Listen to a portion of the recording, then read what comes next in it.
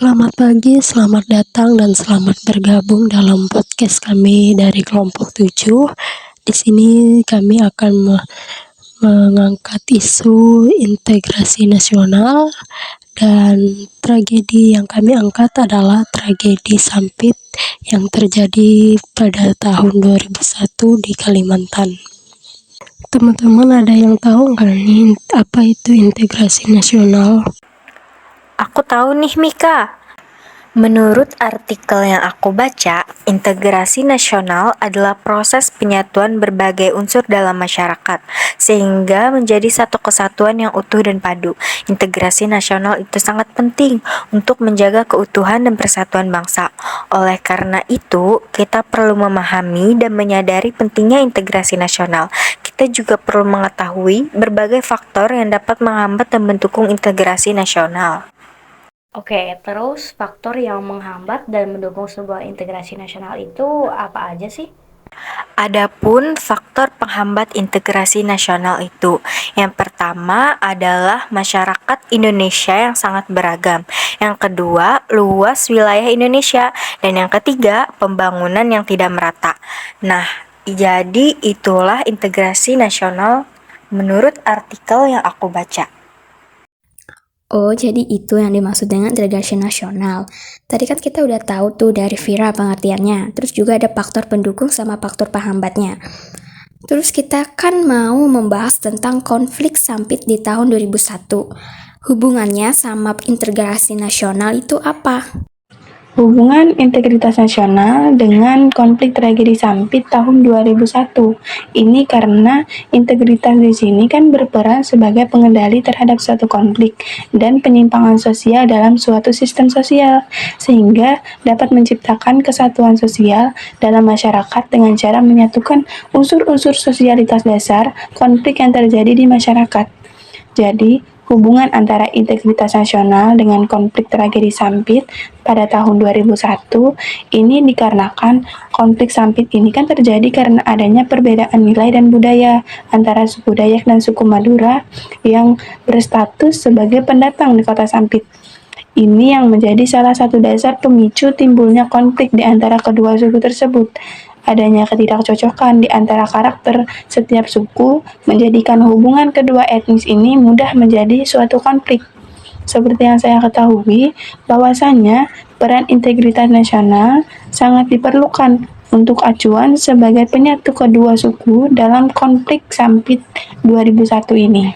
Nah, terus penyebab permasalahan konflik di Sampit pada tahun 2001 itu apa penyebabnya? Menurut saya, permasalahan tragedi di Sampit itu, saya pernah baca di beberapa artikel. Kalau penyebab konflik di Sampit itu dikarenakan adanya perbedaan nilai dan budaya. Mungkin antara suku Dayak dan suku Madura yang berstatus sebagai pendatang. Namun juga dalam Abdul Rahmat Paci, dalam publikasi ilmiahnya berjudul Tragedi Sampit 2001, yang memberikan imbasnya ke Palangkaraya. Dari konflik ke rekonstruksi yang menyatakan bahwa adanya asumsi konflik dilatar belakangi oleh kecemburuan orang Dayak kepada orang Madura. Mungkin bisa dikatakan bahwa orang Madura tersebut dinilai sukses dalam usaha ekonomi. Aku juga ada tambahan nih mengenai penyebab konflik Sampit itu seperti apa, yaitu kerusuhan tersebut semata-mata tidak disebabkan oleh ketimpangan sosial di Sampit. Lebih tepatnya, konflik di Sampit dilatar belakangi oleh benturan budaya, sebagaimana diungkapkan salah satu tokoh masyarakat Dayak berinisial DC yang mengatakan orang Madura dianggap tidak mau memahami budaya orang Dayak sehingga tidak sesuai dengan peribahasa di mana langit dijunjung, di situ bumi dipijak. Oh, jadi itu penyebab terjadinya konflik tersebut. Terus, kalian tahu nggak apa aja dampak yang terjadi setelah adanya konflik itu? Untuk dampak dari tragedi Sampit pada tahun 2001 yang pernah aku dengar dari cerita-cerita orang yang sedikit banyaknya tahu dan juga informasi dari media-media maupun artikel yang pernah aku baca, dampak dari tragedi ini tuh ya rusaknya tata kehidupan, keretakan hubungan antara kelompok yang bertikai, kayak perubahan kepribadian, pada individu saat itu, ya misalnya menimbulkan rasa dendam, benci, saling curiga antara satu sama lain pada saat itu. Dan selain itu juga kerusakan harta benda dan kehilangan jiwa manusia, dominasi bahkan penaklukan salah satu pihak yang terlibat dalam konflik pada saat itu. Dari konflik tragedi Sampit ini juga mengakibatkan sekitar lebih dari 500 kematian dan dengan lebih dari 100.000 warga Madura kehilangan tempat tinggal di Kalimantan.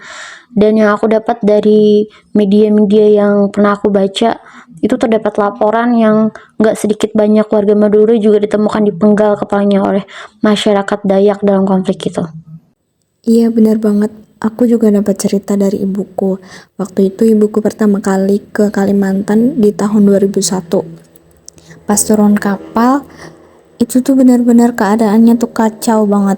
Ibuku bahkan sempat ngelihat kayak ada orang yang mohon maaf ngebawa kepala manusia tuh di dalam karung beras itu. Terus kayak di sekitar pelabuhan situ tuh benar-benar bau amis.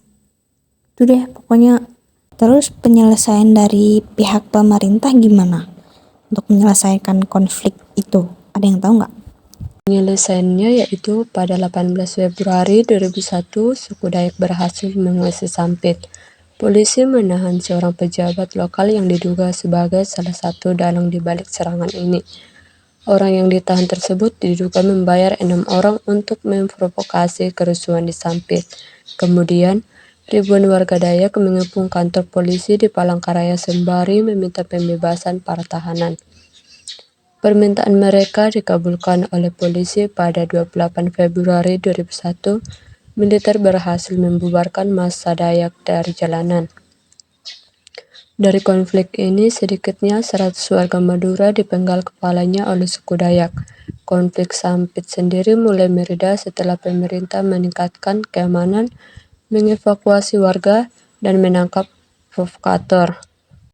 Sampit pun mulai mereda setelah petugas setempat meningkatkan keamanan, mengevakuasi warga, dan menangkap provokator. Untuk mengakhiri konflik ini, dibuatlah perjanjian damai antara suku Dayak dengan Madura.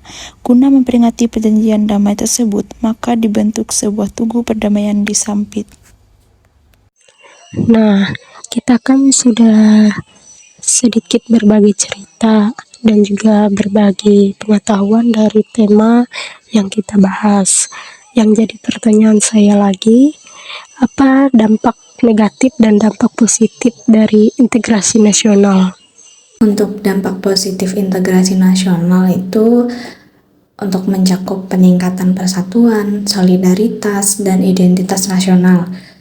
Lalu untuk dampak negatifnya seperti dapat timbulnya kesulitan dalam memahami dan menghargai keberagaman budaya. Lalu integrasi nasional juga dapat menciptakan ketidaksetaraan regional jika tidak dikelola dengan baik. Mungkin itu saja pembahasan dari kami. Mohon maaf jika ada salah kata atau informasi yang membuat pihak lain kurang nyaman. Mohon dimaafkan dan saya mengucapkan banyak terima kasih.